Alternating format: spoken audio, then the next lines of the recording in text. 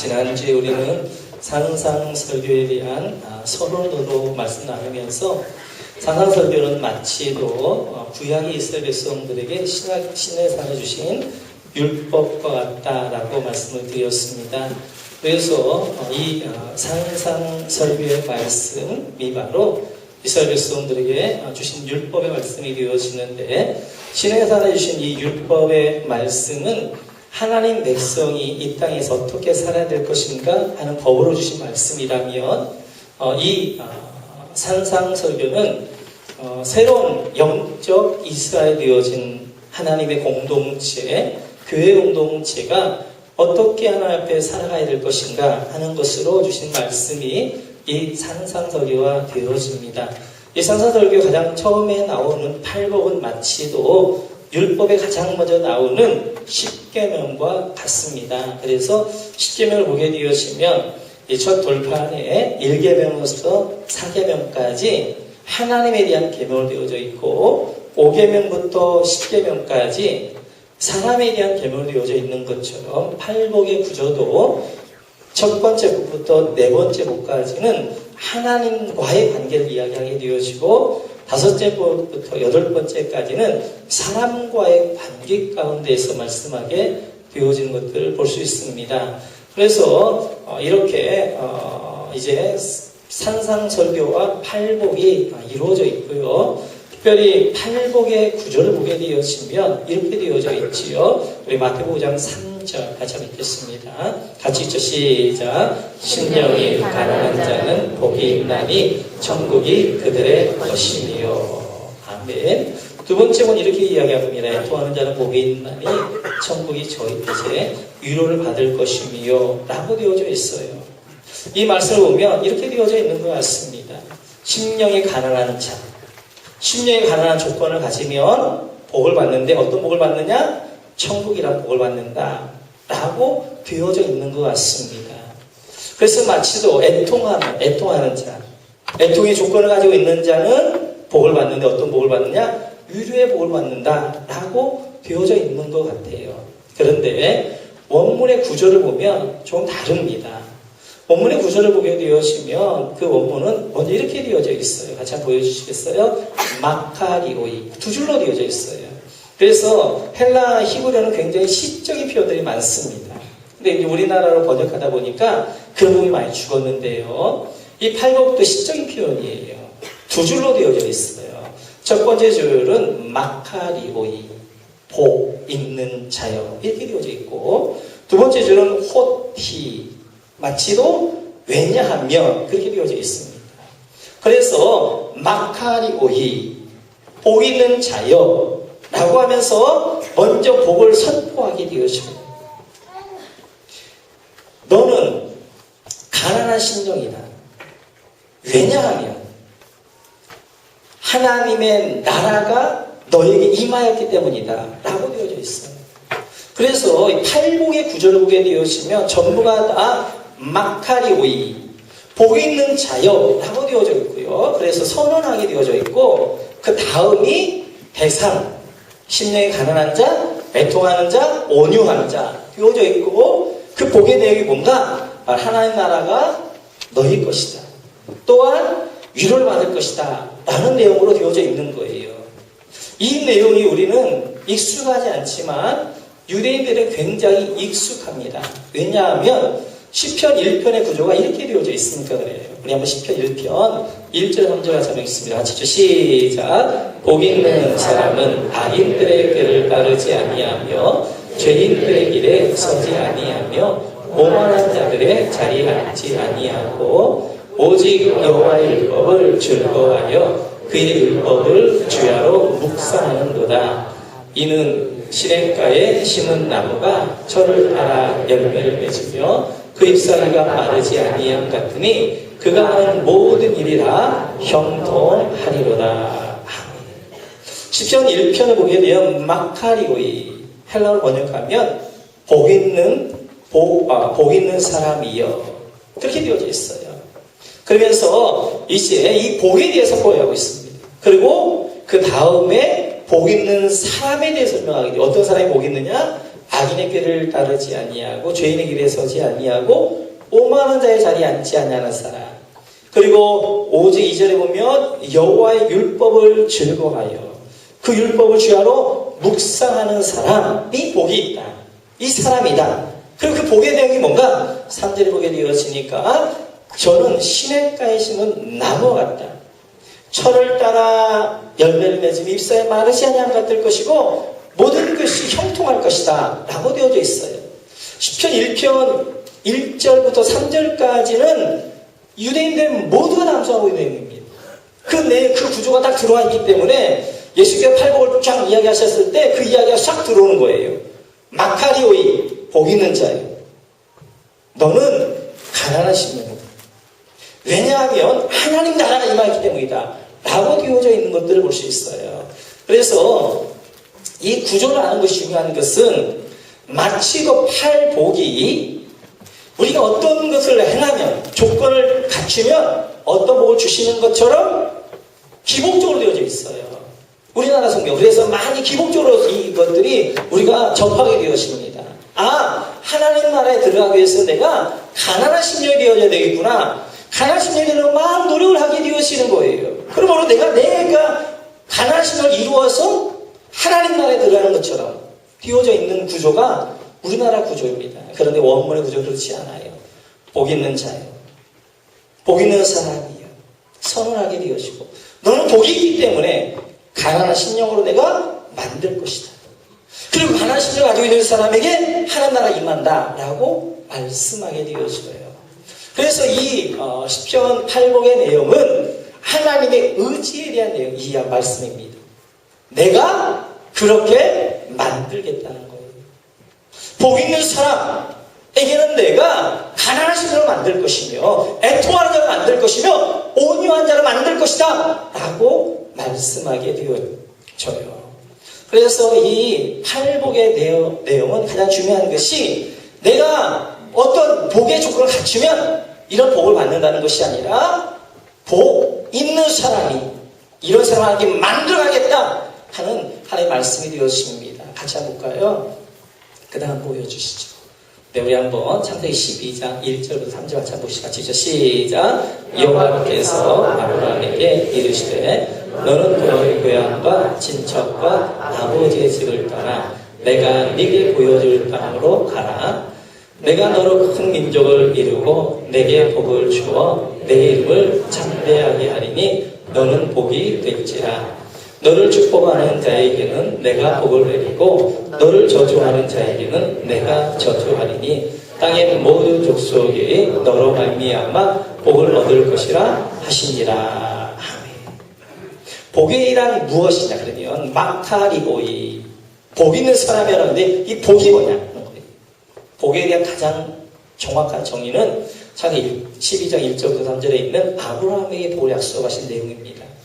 아브라함에게 너는 너의 고향과 친척과 아버지의 집을 떠나 내가 너에게 보여줄 땅으로 가라. 그리하면 내가 너를 복을 줄 것이다. 내가 너로 복이 되게 할 것이다. 그리고 너로 말미암아 땅의 모든 민족이 복을 받을 것이다 라고 말씀하게 되어져요. 여기서 아브라함에게 복을 약속하고 있는데 이 복이 뭐냐는 거예요. 이 복을 세상적인 복은 아닙니다. 그에게는 넓은 땅을 주고 그리고 부자가 되게 하는 복을 이야기하고 있는 것이 아니라 근본적인 복은 하나님 백성 되어지는 거예요. 제가 창세기 12장 할 때 자세히 설명을 드렸기 때문에 더 이상 설명을 안 드리겠습니다. 하나님의 아브라함에 약속한 복은 하나님의 백성 되어지는 복. 그래 아브라함이 하나님의 백성 되어져서 복이 되어지는 거예요. 그리고 모든 민족으로 하여금 이 복이 흘러가게 하는 것, 이것이 아브라함이 주신 사명이 되었습니다. 그래서 이 복, 하나님 나라, 하나님 백성들의 이 복이란 말을 조금 더 확장해 보면 예수 그리스도가 복이 되어지는 거예요. 성경의 구약에 있는 모든 복, 신약에 있는 모든 복, 그 복의 궁극적인 목적은 뭐냐? 궁극적인 의미는 뭐냐? 예수 그리스도가 복인 줄로 믿습니다. 그 부분은 제가 설명 미리 드렸고요. 다음에 또 기회가 되면 다시 한번 제가 드리겠습니다. 그래서 성경에 있는 모든 복은 예수 그리스도예요. 여기요 복 있는 사람이요 라고 선언하고 있는 복이 뭐냐? 예수 그리스도를 그 마음에 영접한 사람. 예수님 그 안에 있는 사람은 복받은 사람인 줄 믿습니다. 예수 그리스도가 그 안에 있는 사람이 복받은 사람이. 이 사람을 하나님이 어떻게 만들겠다고 말씀하고 있느냐? 이제 가난한 심령으로 만들겠다라고 말씀하게 되어지는 거예요. 그러니까 내가 가난한 심령이 되어져서 복을 받아 하나님에서 되어지는 것이 아니라 예수 그리스도가 그 마음에 들어오면, 무조건적인 선택으로 불가능으로 하나님의 은혜가 그냥 들어오면 그 사람을 하나님이 이제 어떻게 만들겠다는 말씀하고 있냐면 가난한 심령으로 만들겠다라고 말씀하는 것입니다.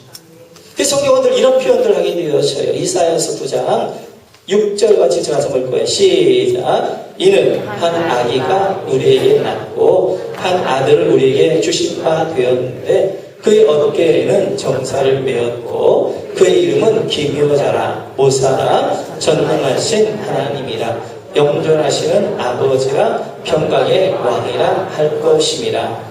그 정사와 평강의 도함이 무궁하며 또 다윗의 왕자와 그의 나라에 군림하여 그 나라를 굳게 세우고 지금 이후로 영원히 정의와 공의로 그것을 보존하실 것이라. 만군의 여호와의 열심히 이를 이루시리라. 아멘. 제가 정말 좋아하는 단어 중 하나가 여호와의 열심. 여호와의 열심. 9장 6절에 보게 되어지면 메시아는 이런 분이다 라고 설명하게 되어져요. 그 메시아가 와서 하나님 나라를 이룰 것인데 7절에 보게 되어지니까 다윗의 이제 왕좌에 앉을 것이며 그 나라가 굳건하게 세워질 것인데 영원히 정의와 공의로 보존할 것이다. 누가? 하나님의 열심. 하나님이 하시겠다는 것. 하나님의 나라를 하나님이 만들어 가시겠다는 겁니다. 하나님의 열심히 일을 이룰 것이다 라고 말씀하게 되어져요. 그러면서 다시 이사야서를 보게 되어지고 이렇게 말씀하게 되어지고 37장 같이 한번 읽죠. 시작. 왕이 이것이 왕에게 징조가 되리니 올해는 스스로 난 것을 먹을 것이요 둘째 해에는 또 거기에서 난 것을 먹을 것이며 셋째 해에는 심고 거두며 포도나무를 심고 그 열매를 먹을 것이니이다. 유다 족속 중에 비하여 남은 자는 다시 아래로 뿌리를 받고 위로 열매를 맺으리니 이는 남은 자가 예루살렘에서 나오며 피하는 자가 시온산에서 나올 것이니라. 만군의 여호와의 열심히 이를 이루시리라. 아멘. 이 내용은 이런 내용이에요. 사네립의 아수르 왕이 이 북이스라엘 멸망시켰습니다. 남유다까지 멸망시키기 위해서 18만 5천이라는 대군을 이끌고 내려오는 거예요. 이 남유다는 18만 5천의 대군의 아수르 군대를 이길 수가 없는 것입니다. 그러니까 히스기야가 유일하게 소망할 수 있는 건 하나님밖에 없는 거예요. 기도의 사람이니까. 하나님 기도하게 되었습니다. 그랬더니 하나님 이사야 선지자를 통해서 주신 예언입니다. 잠시 그러니까 이런 징조가 있을 것이다. 올해는 스스로 난 것을 먹을 것이고 둘째에는 거기서 난 것을 먹을 것이고 셋째에는 네가 심었던 것 포도나무의 열매를 먹을 것이다. 첫째 때도 이 땅에 있는 걸 먹을 것이고 둘째 때도 이 땅에 있는 걸 먹을 것이고 셋째 때도 이 땅에 있는 걸 먹을 것이다. 올해도 내년도 내후년에도 이 땅에 있는 것을 먹을 것이다. 결단코 18만 5천 아수르에 와서 멸망하지 않을 것이다. 내가 책임질 것이다. 그래서 올해나 내년이나 내후년이나 이 땅에 나는 것을 네가 먹을 것인데 특별히 셋째 해에는 첫째 해에 심었던 그 포도나무의 열매를 네가 먹을 것이다 라고 말씀하십니다. 그러면 이 일을 어떻게 이룰 것이냐 보니까 여호와의 열심히 히스기야를 중심으로 한 남유다의 군대가 아수르의 군대를 일으키는 것이 아니라 하나님의 열심히 너희를 지킬 것이다. 이 나라를 보존할 것이다. 내가 책임질 것이다. 라고 말씀하십니다. 그리고 그 다음날 하나님의 천사가 내려와서 아수르 18만 5천을 다 죽이게 되어지는 거예요. 그리고 산에 물러나고 결국 아수르는 망하게 되어지는 것입니다. 이렇듯이 이스라엘 백성을 향하여서 하나님 나라를 향하여서 하나님 말씀하신 것이 여호와의 열심히, 하나님의 열심히 일을 이룰 것이다 라고 말씀하신 것과 같이 복 있는 사람이 하나님의 복을 받은, 하나님의 은혜가 임하고 예수로서 그 신령 가운데 있는 사람은 하나님의 열심히 어떻게 만드느냐? 심령이 가난한 자로 만들 것이다 라고 만드는 것입니다. 내가 너를 반드시 가난한 심령으로 만들 것이다 하는 하나님의 의지가 있는 것이 탈북이 되어지는 겁니다. 내가 너를 반드시 심령이 가난한 자로, 온유한 자로, 애통하는 자로, 의를 위해 핍박받는 자로 만들 것이다 라고 말씀하십니다. 우리는 복 받으면 성공해야 된다는 거예요. 복 받으면 잘 이루어져야 된다는 거예요. 그런데 성경 그렇게 말씀하고 있는 것이 아니라 복 받은 자여 내가 너를 어떻게 만들 것이냐? 성공시키겠다라는 말씀이 아니라 가난한 심령이 되게 하겠다 라고 말씀하시는 거예요. 그렇게 만들었던 사람이 아브라함이고 야곱이고 다윗이었던 것들을 볼 수 있습니다. 이 말씀은 하나님의 은혜예요. 또한 무서운 말씀입니다.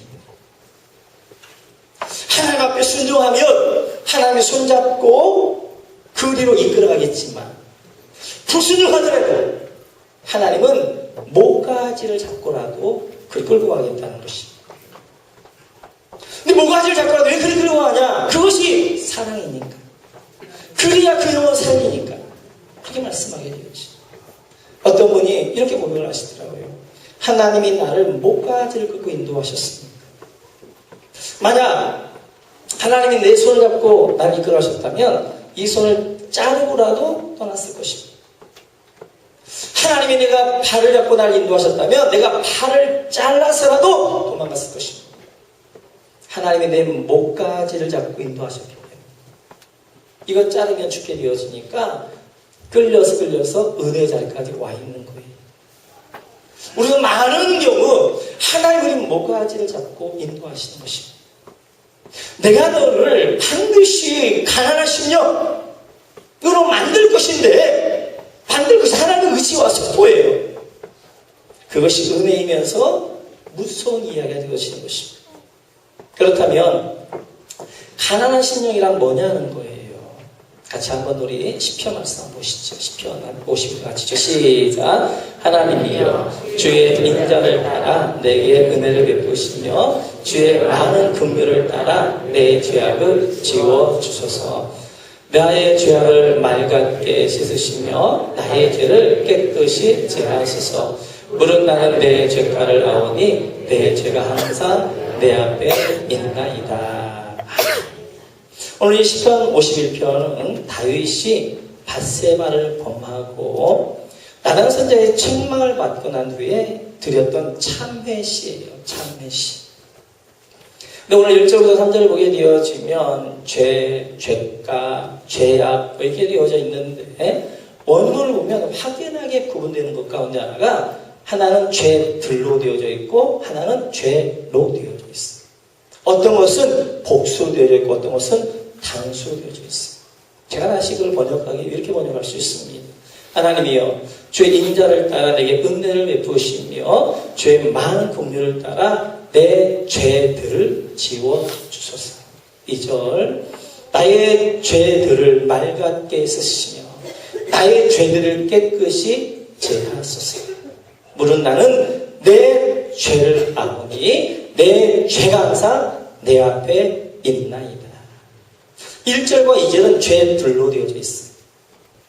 3절은 죄로 단수로 되어져 있어요. 이게 뭐냐 이거예요. 이 죄들이라는 것은 다윗이 지은 외적인 죄를 이야기하는 것입니다. 밧세바와 음란의 죄, 우리아를 속였던 거짓말의 죄, 우리아를 죽였던 이제 살인의 죄, 백성들을 속였던 죄, 이런 모든 죄들, 결과적으로 나타난 그의 죄의 결과, 밖으로 드러난 죄들을 가리켜서 죄들이라고 이야기하는 것입니다.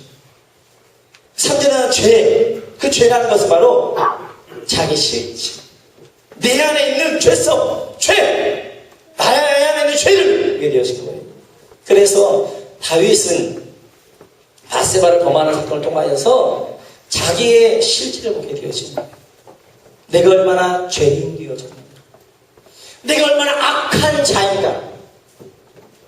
바세바의 죄를 지키기 전까지는 다윗이 꽤 괜찮은 왕이라고 생각했던 것입니다.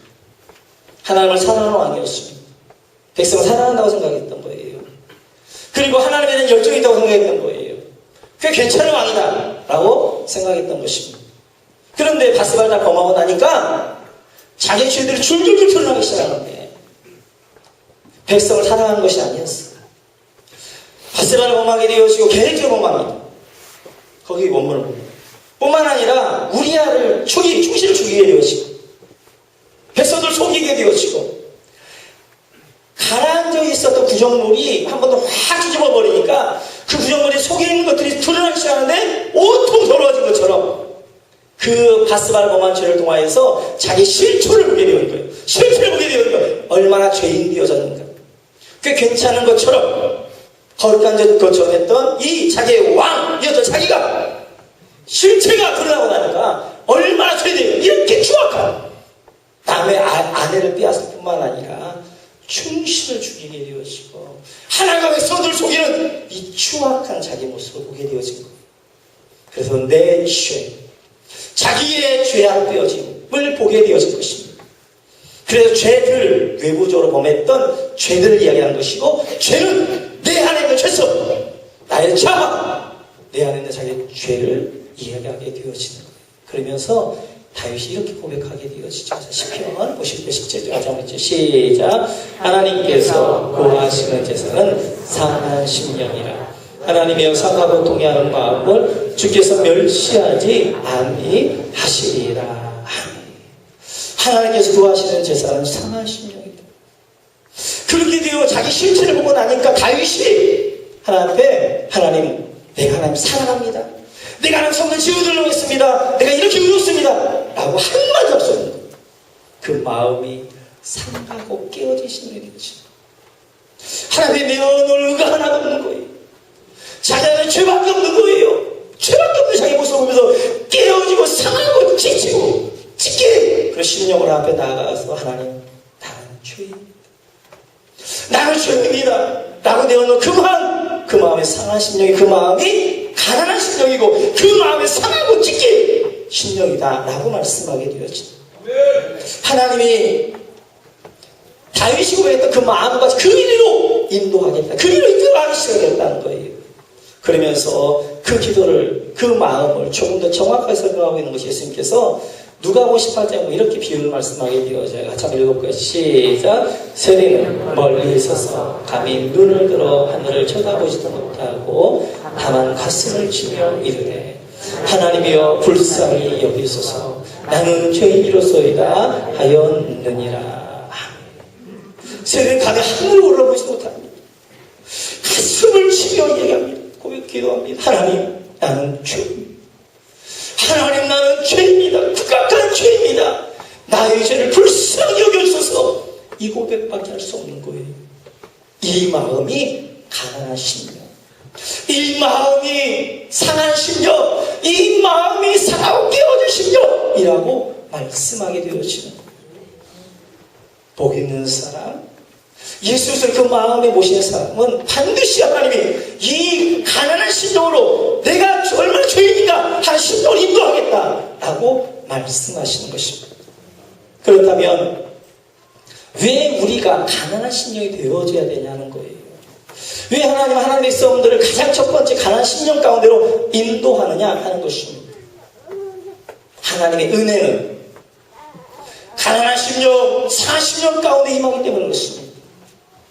하나님의 은혜는 이 가난한 심령 가운데 임하기 때문에 우리는 하나님의 은혜가 없으면 살 수 없는 존재. 하나님의 은혜가 우리 전부가 되어지는데 그 은혜를 받기 위해서는 가난한 심령, 상한 심령, 깨어진 심령이어야 하나님의 은혜가 임하기 때문에 그리로 우리를 이끌어 가시겠다라고 말씀하시는 것입니다. 우리 한번 창세기 한번 32장을 보시겠어요? 같이 읽죠. 시작. 야곱은 홀로 남았더니 어떤 사람이 날이 새도록 야곱과 씨름하다가 자기가 야곱을 이기지 못함을 보고 그가 야곱의 허벅지 관절을 치매 야곱 허벅지 관절이 그 사람과 씨름할 때에 어긋났더라. 그가 이르되 날이 서야하니 나로 가게 하라. 야곱이 이르되 당신은 내게 축복하지 아니하면 가게 하지 아니하겠나이다. 그 사람이 그에게 이르되 네 이름이 무엇이냐? 그가 이르되 야곱이니이다. 그가 이르되 네 이름을 다시는 야곱이라 아니요 이스라엘이라 부를 것이니 이는 내가 하나님과 및 사람들과 겨루어 이겼음이니라. 지금 야곱이 야복 강가에서 하나님께서 야곱을 찾아오신 것입니다. 야곱은 지금 앞으로 갈 수도 없고 뒤로 갈 수도 없어요. 앞에는 에서가 400명 군대를 데리고 있고요. 뒤에는 삼촌 라반이 있는 곳입니다. 지금 그 야복 강가 홀로 있는 거예요. 그때 하나님이 야곱을 찾아오셨어요. 그 야곱에게 야곱과 밤새도록 씨름하는 것입니다. 야곱에게 네가 죄인이라고 고백하는 것이죠. 네가 얼마나 연약한 것인가를 고백하는 것이죠. 하나님의 은혜가 아니면 날 설 수 없습니다. 하나님만이 나의 전부입니다라고 고백하는 것이죠. 그런데 야곱이 끝까지 고백하게 되죠. 그리고 날이 꼬박 새버렸어요. 이제 날 샌 것입니다. 하나님이 야곱을 찾아왔던 날 새버린 것입니다. 그래서 이제 하나님 떠나려고 하게 되어지는 거예요. 그러자 야곱이 이렇게 이야기하게 되어지죠. 하나님을 붙잡고 있어. 하나님이 없이는 나갈 수 없습니다. 왜냐하면 야곱에게는 지금 하나님밖에 소망이 없는 거예요. 앞도 막혀있고 뒤도 막혀있고 열려있는 유일한 것은 하늘밖에 열리지 않는 거예요. 하늘까지 갔습니다면 하나님까지 자기 버린다면 자기는 아무 데도 갈 데가 없는 거예요. 하나님 붙잡고 하나님 복을 주시지 아니하시면 저는 놓지 않겠습니다. 그때 하나님 묻습니다. 27절에 보니까 네 이름이 무엇이냐? 네, 제 이름이 야곱입니다. 이 이름을 묻는 것은 야곱에게 야곱의 이름을 몰라서 묻는 게 아니에요. 야곱아, 네가 지금까지 어떻게 살았냐? 묻는 거예요. 그 무릎 앞에 야곱이 예, 제가 야곱처럼 살았습니다. 제가 도둑놈이었고 사극꾼이었고 남의 뒤통수를 치는 약삭빠르 악랄한 놈이었습니다. 하나님, 저는 야곱입니다. 저는 죄인입니다. 저는 도둑놈이요 사기꾼이요 감히 하나님의 은혜도 구할 수 없는 자입니다 라고 하나님 고백하는 것이 상한 심령이 되어진 것입니다. 깨어진 심령이 되어진 것입니다. 그동안에는 자기가 하나님을 섬기고 뭔가 하나님을 위해서 뭔가 한다고 했는데 하나님 앞에 서서 하나님이 네가 어떻게 살았냐 라고 자기 인생을 돌아보니까 살았던 자기 인생이 도둑놈 같고 사기꾼 같고 약삭 빠르고 남의 뒤통수 치고 이런 짓들을 했던 거예요. 하나님, 나는 죄인입니다 라고 고백하는 그 야곱에게 하나님께 새로운 이름을 주신 그 이름이 다시는 너를 야곱이라 하지 말고 이스라엘, 너는 이제 다시는 야곱처럼 살지 말고 하나님의 은혜가 아니라 이스라엘처럼 살아라 라고 말씀하시고 그에게 하나님의 은혜가 임하는 것입니다. 왜 야곱을 이 자리까지 끌어가시느냐? 지금 야곱은 하나님의 은혜가 아니면 살 수가 없는 거예요. 앞으로 갈 수도 없고 뒤로 갈 수도 없는 거예요. 하나님의 은혜만 야곱을 살릴 수 있는 것입니다. 하나님께 끝까지 포기하지 않고 여호와의 열심으로 야곱을 나는 죄입니다. 나는 하나님의 은혜만 필요한 자입니다 라는 그 자리까지 이끌어 가시는 것입니다. 마찬가지. 우리 이 땅을 살아가면서 하나님의 은혜가 없이는 한 발자도 살아갈 수 없는 죄인들 믿습니다. 하나님 우리 육안은 다른 거 아니에요. 하나님, 나는 죄인 중에 괴수입니다. 하나님, 나는 선을 행하고자 하는 마음이 있지만 내가 지는 건 죄밖에 없습니다. 상하고 깨어진 마음으로 그 시험한 심령을 앞에 하나님, 나는 죄입니다 라고 고백하는 그 고백을 요구하시는 거예요. 그 고백이 이루어질 때까지 하나님께서 끌고 가시겠다는 것입니다. 나에게는 하나님의 은혜만이 필요합니다라는 자로 끌고 가시겠다는 거예요. 그래서 복 있는 자여, 너는 마음이 가난하다. 왜냐하면 하나님의 나라가 너 안에 임했기 때문이다 라고 말씀하신 것입니다. 자, 성도 여러분, 하나님 앞에 내가 뭔가가 되었다고 생각하는 사람, 내가 하나님 앞에 내어놓을 만한 의가 있다고 생각하는 사람, 내가 하나님 이렇게 헌신했고요, 내가 몇 년 믿었고요, 내 직분 이거였고요, 이런 이야기하는 사람은 아직 신앙의 출발도 하지 않은 사람이에요. 하나님의 은혜가 뭔지도 모르고 신앙이 뭔지도 모르는 사람입니다. 신앙의 출발은 가난한 신앙부터 시작합니다. 하나님 앞에 하나님 나는 죄인입니다. 죄인들 교수입니다. 하나님의 은혜만이 필요한 자입니다. 딱 고백하는 그 하나님 신령 상한 10년부터 출발하게 되어지는 것입니다. 아멘. 한국교회가 왜 이렇게 되어졌느냐? 진정한 회개가 사라졌어요. 가슴을 찢으며 통회하며 자극하며 그런 회개가 사라졌어요. 하나님 앞에서 이것 달라 저것 달라 내가 이렇게 했는데 왜 하나님 안 주냐, 하나님 복 달라, 이런 기도는 많이 하지만 밤을 새가면서 하나님 앞에 자기 실제를 보고 자기 실체를 보면서 하나님 나는 죄인, 나는 이런 죄입니다, 하나님의 은혜가 없이는 한순간도 살아갈 수 없습니다 라고 하는 회개들이 사라졌어요. 먹고 살만하니까 기도가 절실하지 않는 것입니다. 내 힘을 살아만 하니까, 하나님의 은혜가 없이도 내 힘을 얼마나 살아갈 수 있으니까, 돈의 힘을 얼마나 살아야 돼, 불편하지 않으니까 하나님의 은혜 붙잡고 하나님의 은혜만 내야 살 것입니다. 나 고백하는 이 절대한 고백, 창미하고 통회하는 가난 심령을 자기 가슴을 찢으며 회개하는 그 기도들이 사라졌어요. 그러다 보니까 기독교의 능력이 사라진 것입니다. 하나님의 은혜가 임하지 않으니까 경건의 모양은 있지만 경건의 능력은 사라진 거예요. 사랑하는 성도 여러분, 오늘 하나님이 예수님이 선포하십니다. 보이는 사람이에요. 예수를 모신 사람은 반드시 하나님이 가난 심령까지 끌고 가겠다는 것입니다. 하나님의 열심. 중요한 것은 순종하며 하나씩 내려놓으면서 하나님 손 붙잡고 찬양하며 갈 것이냐, 아니면 모가지 잡고 질질 끌려서 갈 것이냐는 거예요. 맞으면서 울면서 그래 갈 것이냐는 것입니다. 모두가 가난 심령 되어주시고 상한 심령 되어주셔서 하나님의 은혜가 여러분 임하시기를 주님의 이름으로 축원합니다. 참 찬양하겠습니다. 마음이 상한 자. 우리 김집사님 제가 언제 한번 고기 한번 사드려야 되겠어요. 얼마나 하면 잘하시니. 우리 모두가 그래야 하셔야 돼요. 그러셔야 돼요. 아껴도 뭐 할 거예요? 이 나비에다 크게 하셔야지. 마음이 상한 자를, 마음이 상한 자를 고치시는 주님, 하늘의 아버지 날 주관하소서. 주의 길로 인도하사 자유케 하소서. 새 일을 행하사 누게 하소서.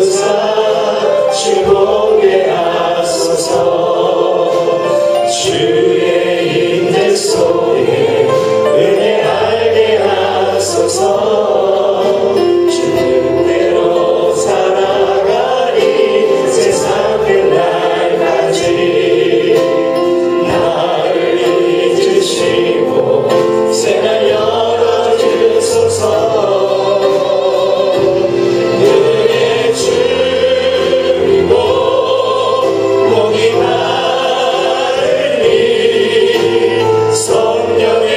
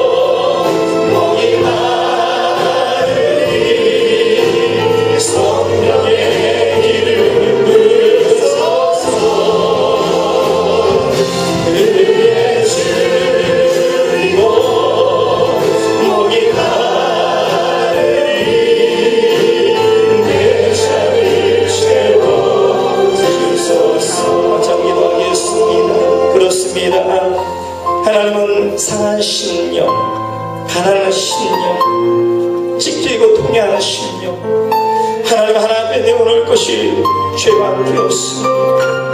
다시 자기 가슴을 찌르며 흘리게 하는 그 심령을 하나님께로 부르시고 그곳 하나님의 은혜가 임합니다. 하나님 다시 내 안에 상한 심령을 회복하게 하여 주시고 가난한 심령을 회복하게 하여 주시고 다시 한번 내 가슴을 찌르며 통해하며 자복하며 하나님의 회개하며 나가는 심령 되어지게 하여 주옵소서. 우리 주여 한번 한 다음에 오늘 말씀 듣고 기도합니다. 기도하겠습니다. 주여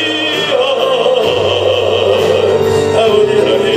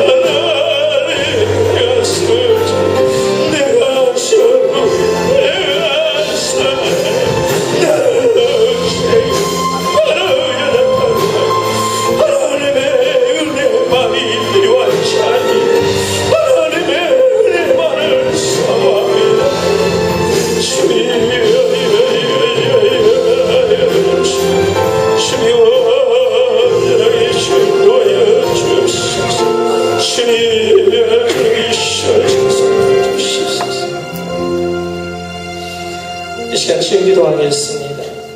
성령의 기름 부으심과 하나님의 은혜를 삼아 머리에 쏟고 기도합니다. 하나님 아버지, 이 험난하고 죄악된 세상 하나님의 은혜가 없이는 살아갈 수 없습니다.